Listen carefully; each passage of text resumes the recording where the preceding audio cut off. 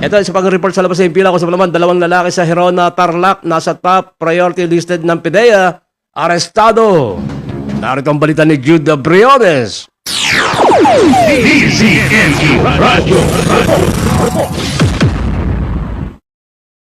Arestado ang dalawang lalaki sa magkasunod na operasyon na isinagawa ng mga operatiba ng Intel at Station Drug Enforcement Unit ng Herona Municipal Police Station sa lalawigan ng Tarlac na pinamunuan ni Police Executive Master Sergeant Francis Capindeng.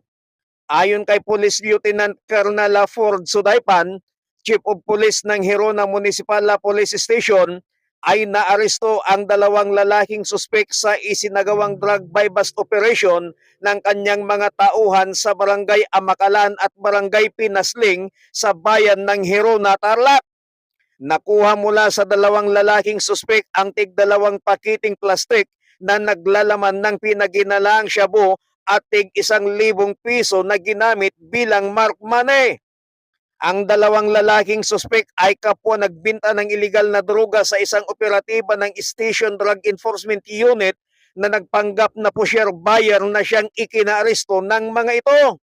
Sinabi pa ni Police Lieutenant Colonel Sudaypan na ang dalawang lalaking suspek na naaresto ay parehong nasa top priority target list ng PIDEA.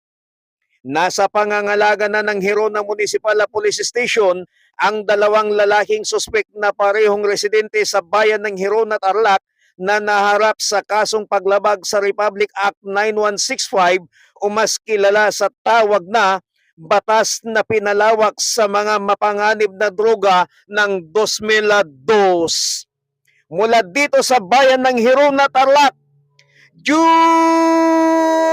Briones nagulat para sa Target Owner sa DZME 1530 ang Radyo TV.